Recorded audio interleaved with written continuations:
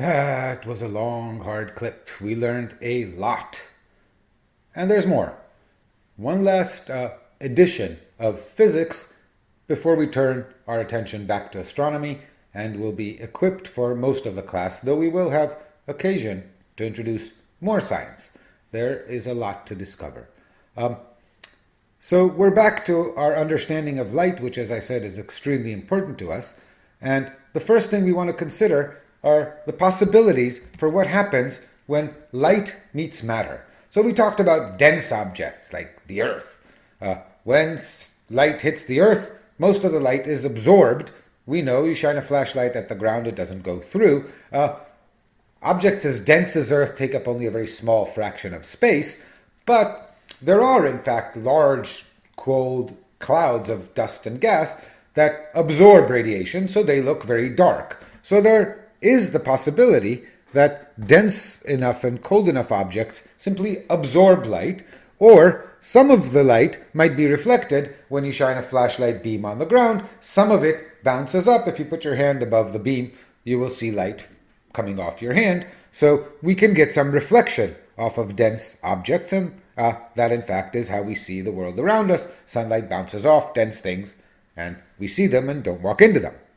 Now, in general, how much is absorbed can depend on the wavelength. So different materials reflect different amounts of the light in different wavelengths.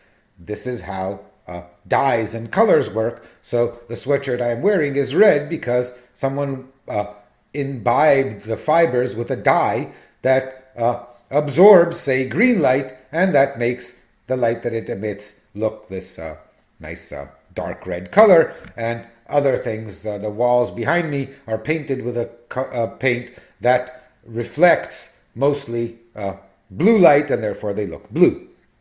And so what that means is that as we look around the universe and we see colors of things, sometimes if you see the colors of reflected light, you can conclude something about the chemical composition of the thing you're looking at. There is another interaction of light with matter that will be of great importance to us, and as we'll see, will explain interesting things, and that is the possibility that if you have matter that is not dense, that is tenuous enough to be transparent, so most of the light goes through, light scatters off of molecules, atoms, dust grains, anything, really. And the mathematical formulation was given by Lord Rayleigh in 1871, so it's called Rayleigh scattering. And what scattering means that a light beam coming in will hit some particle and be deflected at some angle. What that means is that you, looking here, will see light coming from over there that actually came from over there. You will see light coming from the wrong direction. Now, this phenomenon decreases with wavelength. Long wavelengths scatter far less than short wavelengths. So blue light scatters more than red. If you recall this image of the Pleiades cluster M45, we saw this blue wispy light all around. This is scattered light. These are clouds of dust around these stars, and the starlight is scattering off of them, so that light from this star that was not supposed to hit us on Earth, that was heading somewhere else, got scattered by dust over here, and so we are seeing starlight coming from the wrong direction because it was scattered by the dust. This has lots of interesting consequences, and one of my favorite is the following. In this experiment, we're going to simulate the interaction of sunlight with the atmosphere, and we'll learn some things. On the left-hand side, we see the apparatus. We have a cup of water standing on an overhead projector. The overhead projector has a round hole cut in a mask, and so what we see is we see the cup of water, and we see the light going through the cup of water and projected onto the wall. Water is transparent, and so looking through the cup and seeing the dark color, we're seeing the darkness of the curtains beyond it, just as were the air completely transparent, we would look above us and see the darkness of space. Indeed, if our Earth's atmosphere were completely clear, then, looking at the sun, we would see the bright white color of a black body object with a peak somewhere in the visible, The peak is broad enough that there's no distinguishable difference between the way our various receptors are excited. So any object with a black body spectrum of a few thousand degrees, like an incandescent light bulb, will appear bright white to us, as would the sun. The rest of the sky, though, when we're looking away from the sun, would appear dark. And this famous Apollo image that we see of Earthrise over the lunar surface is a great example of this. Clearly it is daytime on the moon. From the phase of the Earth, you can tell that the sun is directly overhead, as seen by the astronauts on the moon at this point. And you can see that the moon's surface is brightly lit, the sun is overhead, and yet the sky on the moon is completely dark. Had we looked at the sun, we would see a bright white sun. Looking away from the sun, the sky is dark, and in fact you can see stars in the daytime. This is not the situation on Earth, and the difference between the moon and the Earth is our atmosphere. To simulate 100 miles of air overhead with its abundance of scattering opportunities for incoming light, what I have done is I have stirred some reagents into this cup. Over time, as they react, they will precipitate increasingly large concentrations of small crumbs of sulfur into the water. These will serve as scattering centers and will allow us to emulate 100 miles of atmosphere in 6 inches. And what we're going to do is, as the concentration of sulfur increases, we will follow on the left-hand side what the cup looks like. This emulates what you'd see in the sky looking away from the sun, which right now is a dark sky and presumably star-studded. And on the right, we'll see what happens when you look directly at the light source. This will simulate what you would see looking directly at the sun.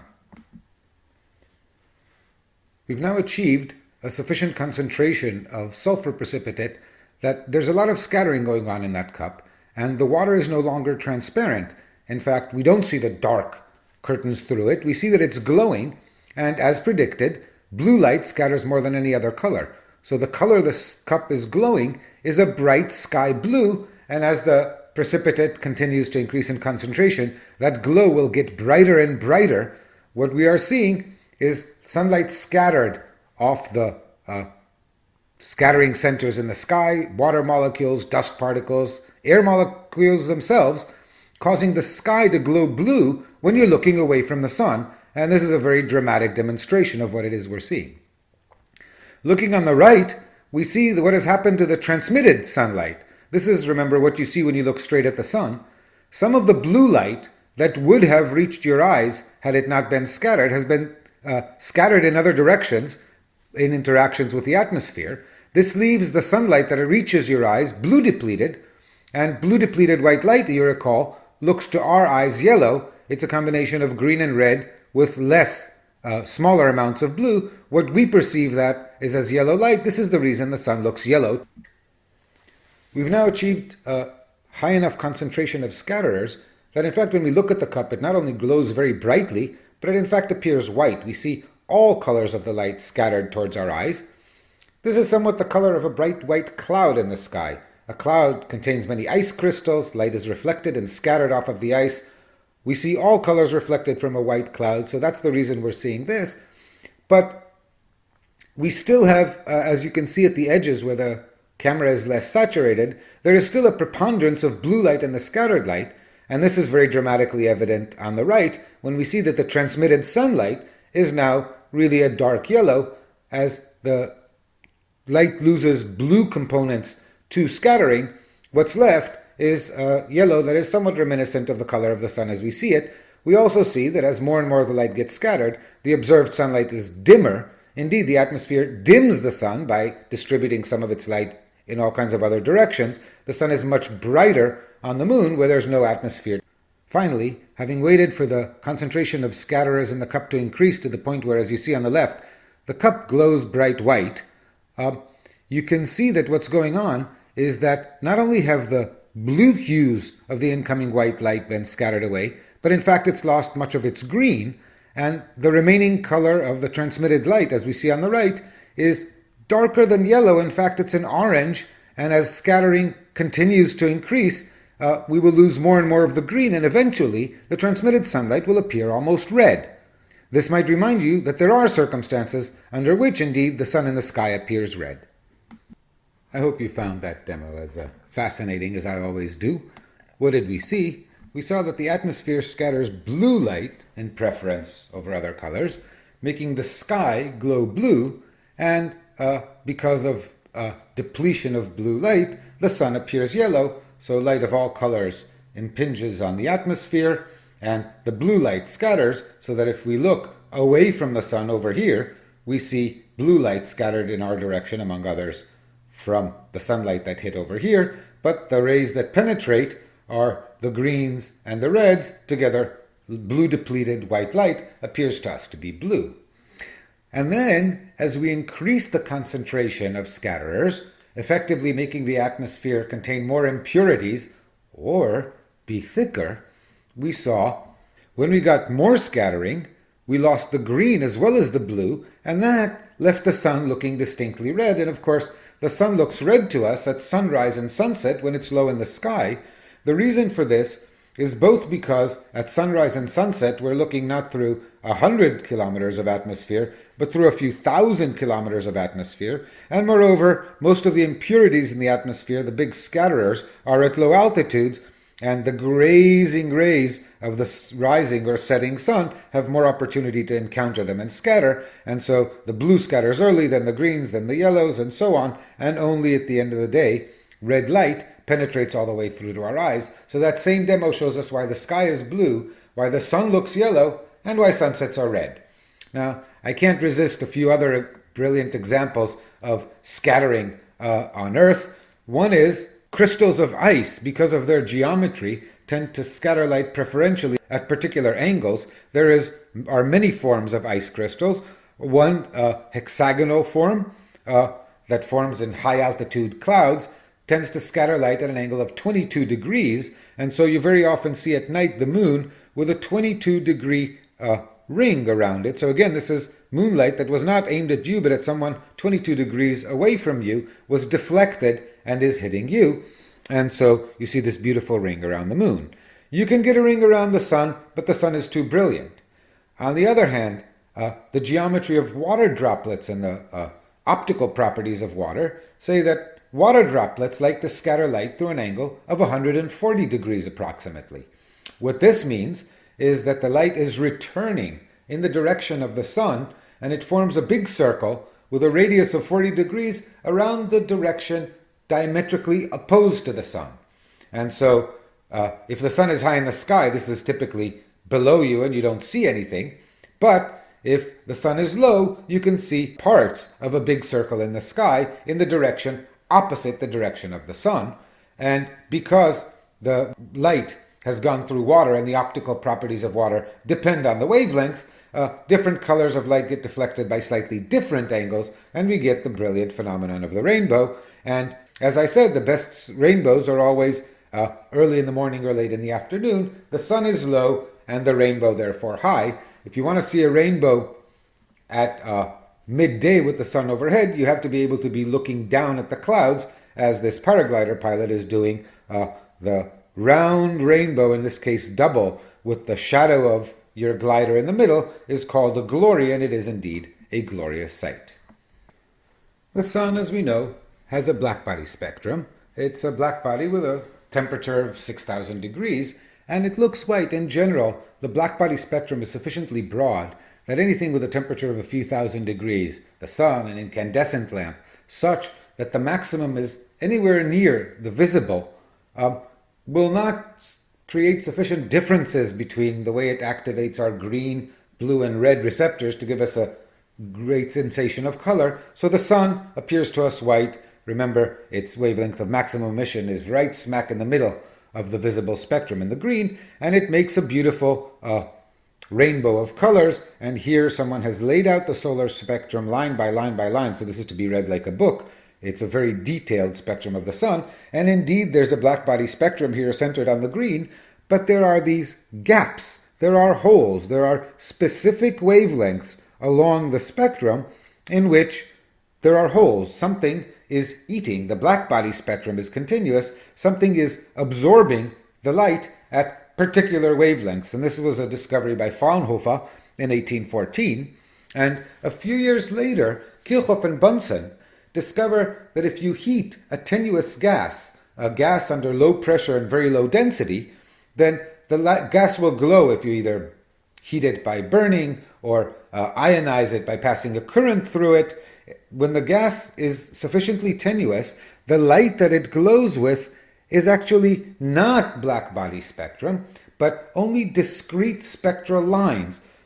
And Kirchhoff is the one who figured out the regularity that relates these two pictures, and let's see how that works. We have incandescent light here, or if you want any black body, say a star, and like the sun.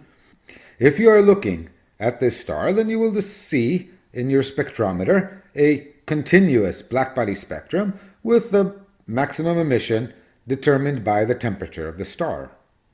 To the left is a cloud of tenuous gas, so low pressure, low density, and if you observe the emissions from that cloud of tenuous gas, you get this line spectrum that Kirchhoff and Bunsen discovered. There will be discrete wavelengths, discrete places. It's called a line spectrum for the obvious reason of its appearance.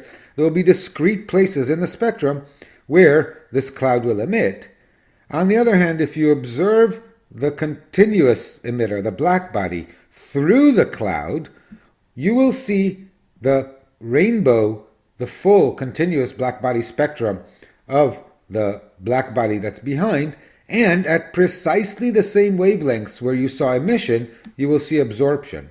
In other words, an atom or a molecule is characterized by a specific set of wavelengths at which it can either emit light or absorb.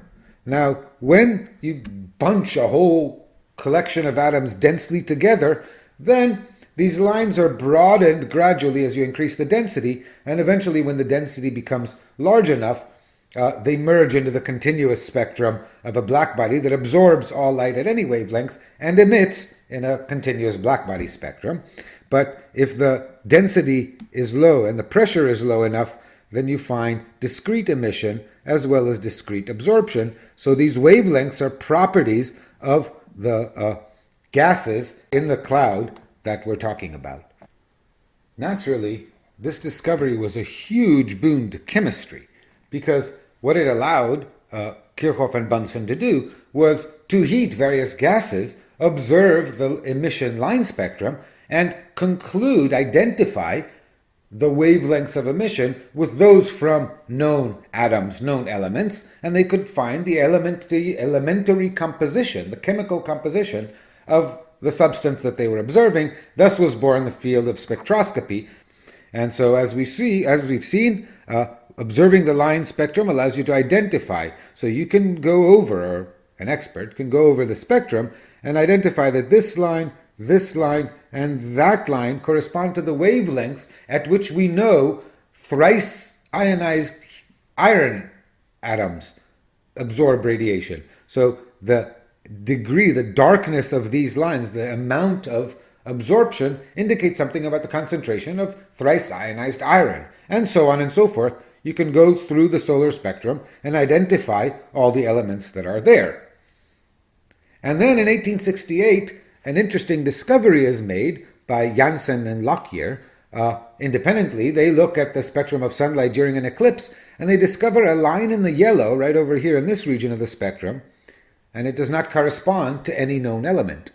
And so, after some further checks, they decide that they have discovered a brand new unknown element, and since it was discovered in the spectrum of the sun, they name it appropriately helium. The helium you put in your birthday balloons was first discovered to exist in the spectrum of the sun. We'll talk later about why it's so hard to find helium on Earth. But the first indications of the existence of such a substance were in the spectrum of the sun. So observing the line spectrum of an astronomical object will tell us about its chemical composition, and as we shall see, a whole lot more. So spectra will be with us for a good part of the class. Understanding why particular atoms emitted at particular wavelengths was an interesting problem, but before that could be solved, a revolution in our understanding of the structure of the atom had emerged. By this time, J.J. Thomson had discovered that one of the constituents of matter was something he called electrons. They were responsible for the conduction of electricity in metal, hence the name, and they were negatively charged. And one suspected that an atom, being electrically neutral, would have some positive charge and some electrons. And indeed, Rutherford, in 1909, sets out to discover this structure with his students Geiger and Marsden. And what he discovers is astonishing. He discovers that most of the mass of the atom is contained in a positive nucleus whose size is of the order of 10 to the minus 15 meters. For the sake of comparison, the size of an atom is on the order of 10 to the minus 10 meters, so angstroms. So only 100,000th of the radius of an atom, remember you have to cube this to get the volume, is taken up by most of the mass. So there's a very tiny, very heavy, very compact nucleus, and it's surrounded, Rutherford understands, by electrons. The charge of the nucleus is the atomic number of the element, depending on the atom, and there are a corresponding number of negatively charged electrons, so the whole thing is neutral. And what Rutherford concludes is that the electrons are essentially orbiting the nucleus in Keplerian orbits, which is what gives this large size with the mass concentrated very tightly in the middle. This is a beautiful example of universality. The force law between electrons and protons is Coulomb's law. It's quadratic. You get exactly the same elliptical orbits that you see in the solar system.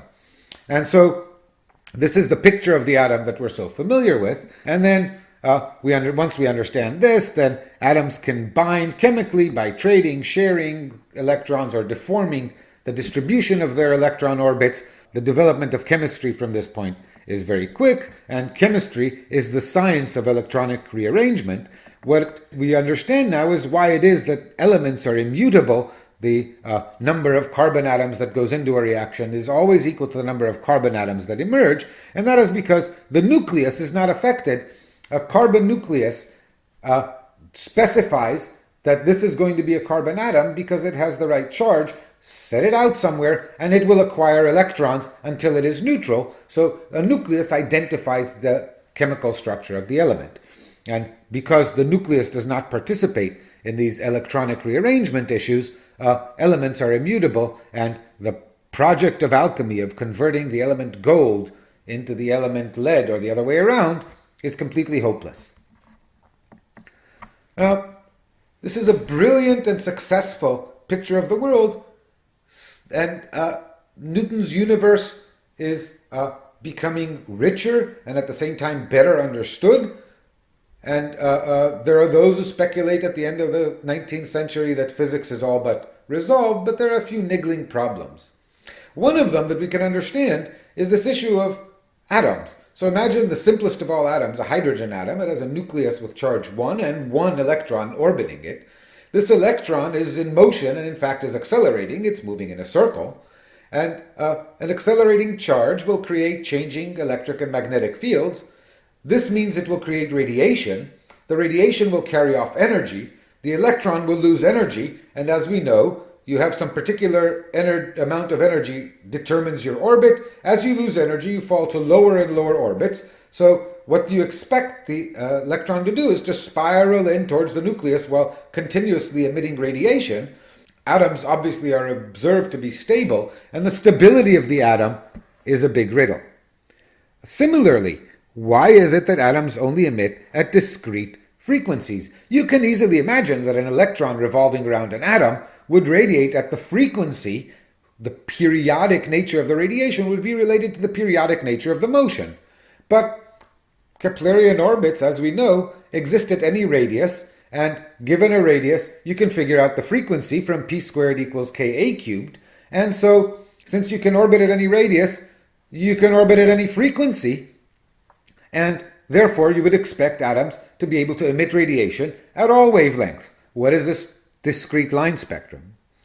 And then there are some experimental puzzles. These are sort of theoretical thought puzzles. There are experimental situations in which light is observed to have particle-like behavior. Remember, Newton said light was a particle, and it was one of the rare times he was wrong, but not quite.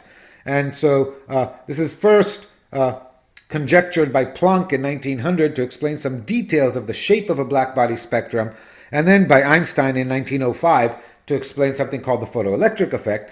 And the picture that emerges is that a beam of light can be thought of, under some circumstances, as a stream of particles. And if the light wave has frequency f, then each of those particles carries an energy which is proportional to the frequency f, and the constant of proportionality, this object h, is known as Planck's constant, and it has units, of course, of energy per frequency, or energy times time, and it is a very small amount of energy times time. So h is a very small number. It means that a beam with a non-trivial flux of energy contains huge numbers of these photons, as these light particles are called. And because there are so many of them, the fact that at any given moment a particle is or isn't impinging on a detector doesn't happen. But if you have a beam of very low power, then this quantization, as Einstein calls it, the fact that the energy of a beam is carried in discrete packets, might become apparent. And to complicate things, so we have this object that has been observed to be a wave, because Young showed that light undergoes interference, exhibiting some particle properties. And then in 1927, Davison and Germer in the US do an experiment in which they basically observe that electrons exhibit interference. Electrons, manifestly particles, exhibit some of the properties that we said were the hallmark of wave behavior. So there's this weird duality emerging between waves and particles. What is a particle sometimes behaves like a wave sometimes behaves like a collection of particles. And all of this is resolved over the course of the teens and 20s of the 20th century by a beautiful and to this day somewhat puzzling theory called quantum mechanics, which leads to a complete revolution in our understanding of nature. This is the first time that we go way beyond anything Newton could have imagined, let alone written down. And this is modern physics, as we call it, 20th century physics. And in quantum mechanics, particles, all the states of a particle, rather than being described by their positions and velocities, are described by something called a wave function. And this wave function has the property that its value at any position in space at any given time predicts the probability of finding the particle, the probability density technically, of finding the particle at that point in space at that particular time. And notice I said probability and I said state, so the full state of the universe only predicts the probabilities for particles to be here, there, or anywhere else. There are not definitive predictions. It's not that our ignorance prevents us from knowing it. In quantum mechanics, the universe does not know where a particle is, and yet the deterministic evolution that was so satisfactory about Newtonian mechanics is in some deep sense retained here, in the sense that the evolution of the wave function itself is completely deterministic. The results of measurements, however, can only be predicted with probability. Again, when the numbers of particles are on the order of a mole, then the law of large numbers guarantees that these distributions will be very sharply peaked, and the probability that I am not here right now but somewhere else is exceedingly low, and I don't need to worry about it. Now, associated to this, a particle is associated a wave. This wave has a wavelength. The wavelength is determined by the particle's momentum, and again that Planck's constant thing shows up. The wavelength is related to the momentum by this relation lambda is h over p. So again, h is a very microscopic number. Macroscopic values of momenta lead to negligible wavelengths, and therefore the wave behavior of a macroscopic object is completely negligible, and you won't see it. Only at microscopic distance scales can you observe real quantum behavior.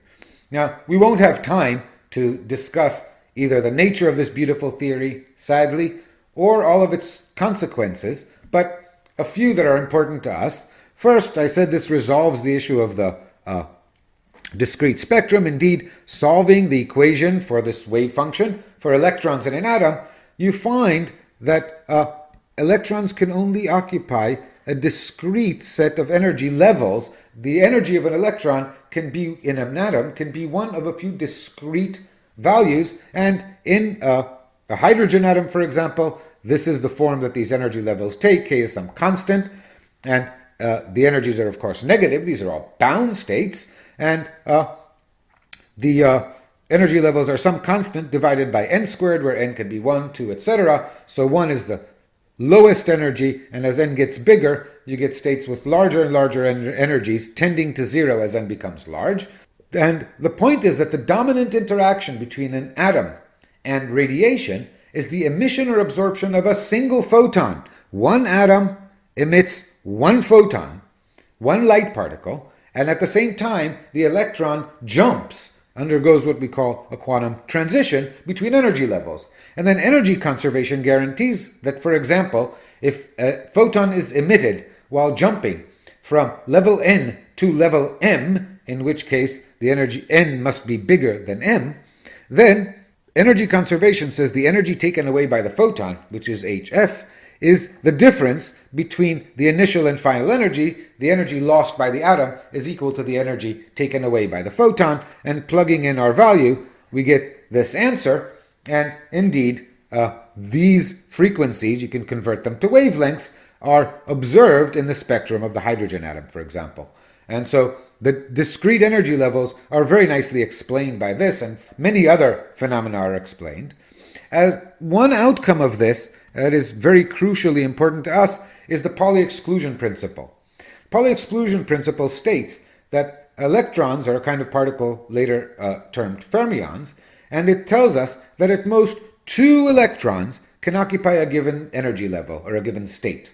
And for those who like to think about these things, electrons have spin. They can have 2 different spin states. One electron can actually occupy a given state, but that state information includes which of the 2 spin states it's in. The fact that electrons cannot be compressed and you cannot have more than 1 electron in a given state explains many things. It explains the structure of the periodic table and all the regularities that Mendeleev had found in the chemistry of elements in similar positions in the periodic table are explained by understanding the structure of energy levels and pairing it with this Pauli exclusion principle. It also explains why when I slam the table with my hand doesn't go through the table. Remember that my hand is mostly empty space. Each atom of my hand is mostly empty space, so it's not that there's really literally a collision between atoms. What's really going on is that both in my hand and in the table, all the low-lying energy levels are filled. In order to take a mole of electrons from my hand and mix them into a mole of electrons that are the local part of the table, you need to excite a mole of electrons to slightly higher energy levels that are not yet occupied. Per electron, that's not a lot of energy, but a mole is 10 to the 23 electrons is a lot of electrons. It takes a lot of energy to excite so many electrons to the next energy level. And if I hit the table hard enough to generate enough energy to excite a mole of electrons to the requisite energy level, then I've exerted so much energy that either the chemical bonds in my hand or in the table will break, and one of the 2 objects will just fall apart rather than moving right through each other. So this Pauli exclusion principle explains much of our day-to-day experience. It'll also become very important in understanding some phenomena in astrophysics. Phew! That was a busy week. We have found a ton of new science, and we've come a long way since Newton, not to mention Aristotle. There are many phenomena both on Earth and off of it that we understand, and the main tool that allows us to be so insightful is that atoms are fundamentally the same wherever you go. The behavior of a hydrogen atom on Earth, right here, is indistinguishable from the behavior of a hydrogen atom out in the Crab Nebula or inside the Sun. There may be physical circumstances that are different in the Sun, but if we can emulate those circumstances, hydrogen atoms are hydrogen atoms, helium atoms are helium atoms. The laws of physics are the same here, there, and everywhere, and so these laws that we've discovered by measuring things in labs on Earth can be and are applied to the way things behave in the heavens. Remember, we said that we were going to do Aristotle one better by looking for laws that are valid on heavens as they are on earth, and indeed, these are the laws that we are going to find. There's a satisfaction in understanding all these things, and I hope that you will take away from this discussion a new way of looking at things you see here on earth. But the purpose of this class was to talk about things away from earth, and we're finally ready. When we come back next week, we will start to take all this amazing new arsenal of tools we've developed and apply it to actual astronomical phenomena. In the meantime, get some good rest. You've certainly earned it.